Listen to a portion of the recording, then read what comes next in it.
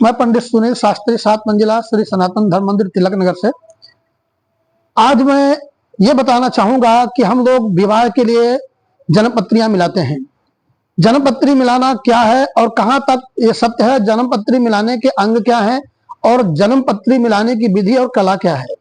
याद रखें, जन्मपत्री मिलाना एक पूरी तरह से साइंस है, कोई धर्म नहीं है, कोई किसी प्रकार की इसमें अंधविश्वासिकता नहीं है, ये पूर्ण तरह से वैज्ञानिक और साइंस है।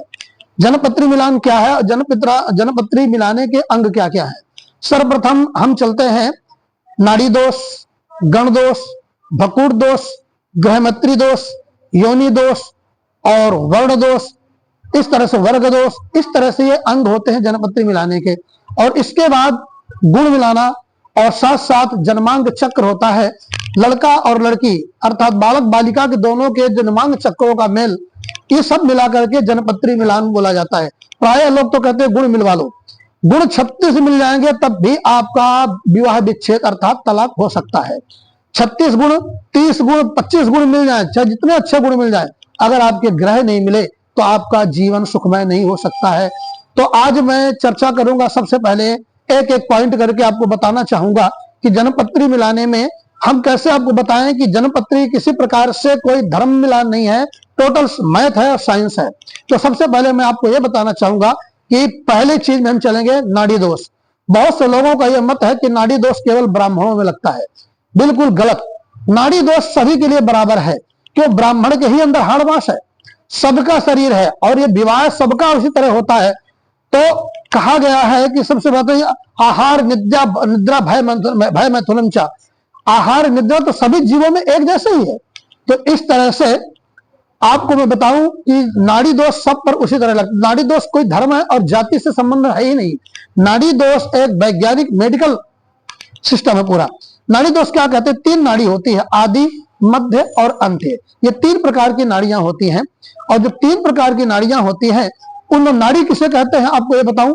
आप देख सुने होंगे, आप प्राचीन समय में डॉक्टर वैद्य जो होते थे वो हाथ देख करके आदमी की बीमारी का नाड़ी देख करके बताते थे हाथ से कि कौन सी प्रॉब्लम है। अर्थात नाड़ी आपके ब्लड सर्कुलेशन को, आपके शरीर के तेज पुंज को, आपके शारीरिक स्थितियों को क्लियर करती है, बताती है। तो सबसे बड़ी बात यह जो विवाह होता है, आत्मा, शरीर और मन 3 चीजों का मिलन होता है। तो इस तरह से ये जो हम नाड़ी देखते हैं, नाड़ी से शारीरिक मानसिक मिलन का पूरा पता लग जाता है। तो 3 प्रकार की नाड़ी होती है, आदि, मध्य और अंत्य। अब जब बालक बालिका की नाड़ी है जो सेम नाड़ी हो जाएगी तो उसे नाड़ी दोष कहा जाता है। अर्थात लड़का की भी आदि नाड़ी हो जाए और लड़की की भी आदि नाड़ी हो जाए तो नाड़ी दोष कहलाएगा। अर्थात एक की नाड़ी अगर आदि है तो दूसरे की नाड़ी आदि नहीं, मध्य हो, अंत्य हो, ऐसा हो सकता है। सेम नाड़ी नहीं हो चानी। ऐसा क्यों? जब सेम नाड़ी होगी, अर्थात सेम नाड़ी का अर्थ होता है सेम सेक्स हो गया, लड़का लड़का हो गया या लड़की लड़की होगी।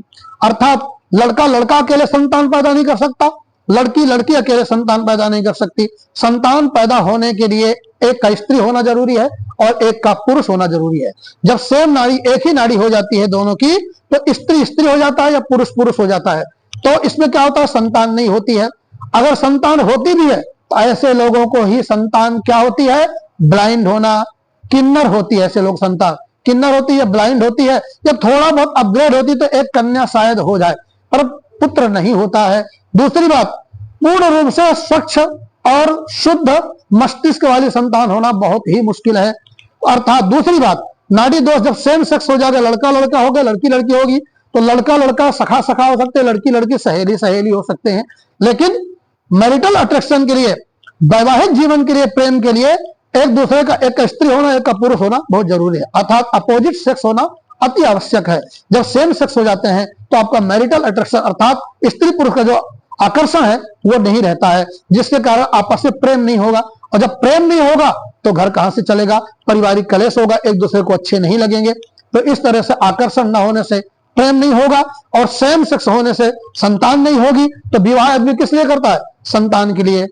अब दूसरी बात, नाड़ी दोष के उपाय देखिए। अगर एक ही नक्षत्र में अलग अलग चरण है तो कई बार नाड़ी दोष क्रॉस होता है।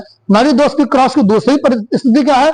अगर दोनों के संतान स्थान में, पंचमे अपने स्थान में, संतान स्थान में बैठे हो या मित्रवत स्थिति हो तो भी वो भंग हो जाता है। पर कदाचित नाड़ी दोष भंग नहीं हो और पूर्ण रूप से नाड़ी दोष हो, तो मैं तो कहता हूं उपाय करके भी विवाह नहीं करना चाहिए। तो नाड़ी दोष का इतना बड़ा महत्व है, वो संतान से और एक दूसरे के आकर्षण से लगा हुआ है।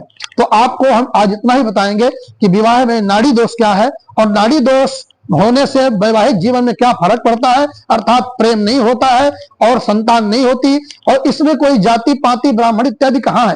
ये टोटल मेडिकल टोटल मैथ है कि वो आपके शारीरिक सर्कुलेशन से बताती है नाड़ी कि एक स्त्री स्त्री हो गया, एक पुरुष पुरुष हो गया। इसलिए नाड़ी दोष होने के कारण विवाह को, अगर नाड़ी दोष पूर्ण रूप से है तो विवाह नहीं करना चाहिए। हाँ, अगर कटता है वो किसी तरह से तो विवाह कर लेना चाहिए। नाड़ी दोष के विषय में आज बताया। अगली वीडियो में मैं आपको गण दोष के विषय में बताऊंगा, बकुड़ दोष के विषय में बताऊंगा। जय श्री राम।